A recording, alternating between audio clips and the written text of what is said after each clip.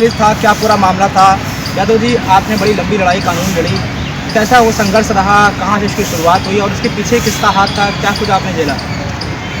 ये संघर्ष बड़ा ही रोचक है और ये जो लड़ाई दो विश्व विजेताओं के बीच है।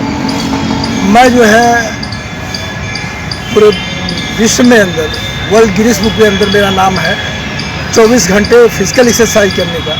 50 साल की उम्र के बाद जो है मैंने 24 घंटे एक्सरसाइज करके IIM लखनऊ की धरती पर विश्व रिकॉर्ड बनाया।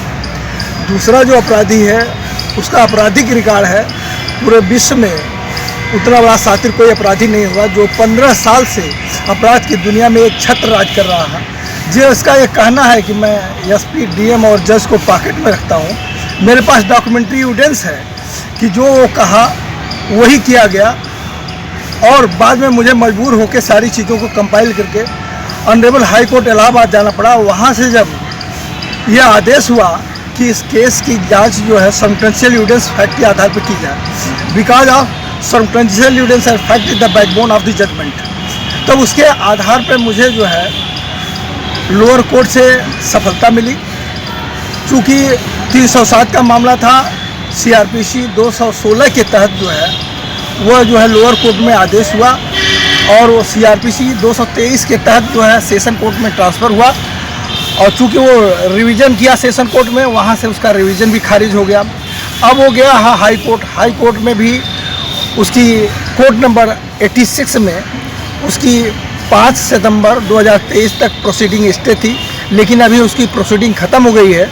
चूँकि 307 वो मामला क्या था? मार्कशीट रोकने का क्या प्रकरण था? कैसे आपकी बेटी की जो मार्कशीट रोकी गई, फिर उसके बाद आपने क्या किया, कौन सा कॉलेज था वो? मेरी बेटी जो है 2016 में RBS इंटर कॉलेज में पढ़ रही थी और वहाँ फर्स्ट डिवीज़न वो जो है 2016 में पास हुई। और उस विद्यालय का प्रबंधक जो है तेजेंद्र कुमार सिंह और छोटे राम रहीम बाबा बहुत ही चरित्रहीन व्यक्ति का आदमी है। मेरे ही बच्ची नहीं, बहुत सारी ऐसी बच्चियाँ उसकी हवस की शिकार हुई और वो जो है उन बच्चियों की मार्कशीट रोककर उनको चरित्रहीनता के लिए जलील करता है।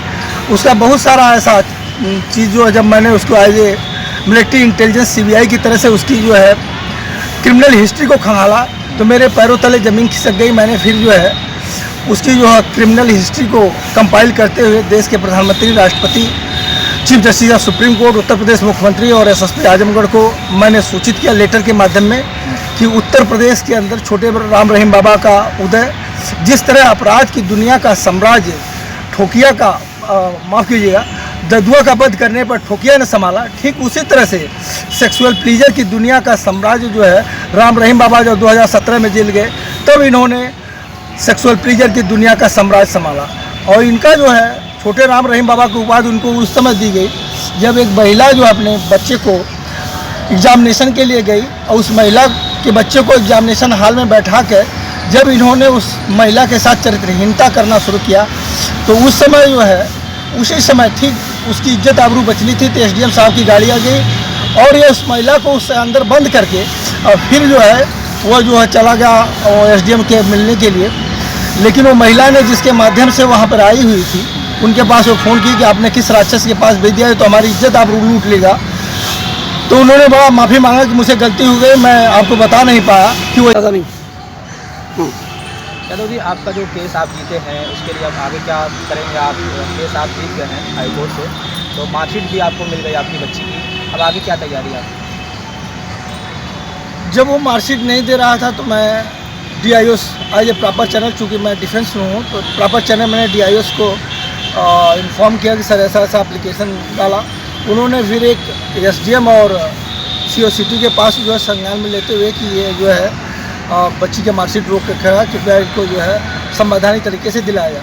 जब उसने फिर भी नहीं दिया तो मैं फिर SSP के पास गया, SSP के पास भी एप्लीकेशन दिया, फिर वहाँ से भी नहीं कार्रवाई हुई तो मैं DIG के पास गया, फिर DIG से नहीं हुई तो मैं DM के पास गया, DM के बाद हुई कमिश्नर के पास, और 10 मेरे पास डॉक्यूमेंट्री एविडेंस 10 मैं मुख्यमंत्री पोर्टल पर ऑनलाइन एप्लीकेशन डाला। उसमें मेरे पास रिपोर्ट रखी है कि उसमें जो है एक पुलिस वालों के खिलाफ इसने फर्जी मुकदमा दायर करा के कि हमारे विद्यालय में ये लोग घुस के आग लगा दिया, तोड़ फोड़ कर दिया और लेक जला दिया गया। और उसमें वो बच्ची की मार्कशीट जला गई। ऐसे मेरे पास 5 डॉक्यूमेंट्री जो है रिपोर्ट है। और जबकि मैंने फिर उनको पुलिस को चहेटता रहा कि marksheet is the classified document is suppose to be kept neat and clean and bed secured, it is not useless favour throwing here and there. क्योंकि एक मेन गेट आता है, मेन गेट के बाद ऑफिस गेट आता है, office gate के बाद कबर्ड आता है। और फिर मैं ये भी लिखा what is the intention of burn out the marksheet. लेकिन किसी ने, मैं मानता हूँ कि एक एसओ तो को अभी आप कानूनी लड़ाई जीत चुके हैं हाईकोर्ट से, लेकिन उसके बाद भी ये जो अपराधी है वो बाहर है, जेल के सलाखों से बाहर है।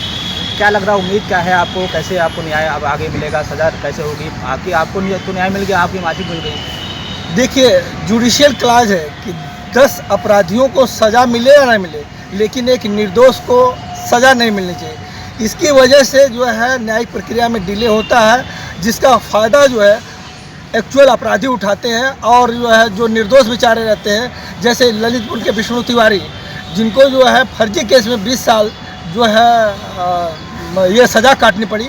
बाद में ऑनरेबल हाई कोर्ट ये कह रहा कि हमें इस चीज़ का अफसोस है कि विष्णु तिवारी ने उस चीज़ में सज़ा काटा जो अपराध इन्होंने किया ही नहीं था। तो एक्चुअल जो है जुडिशियल जो सिस्टम दिया है, इसका जो फ़ायदा जो है अपराधी करते हैं, जो बेचारे निर्दोष रहते हैं वो और गरीब रहते हैं उनको जो है सज़ा काटनी पड़ती है।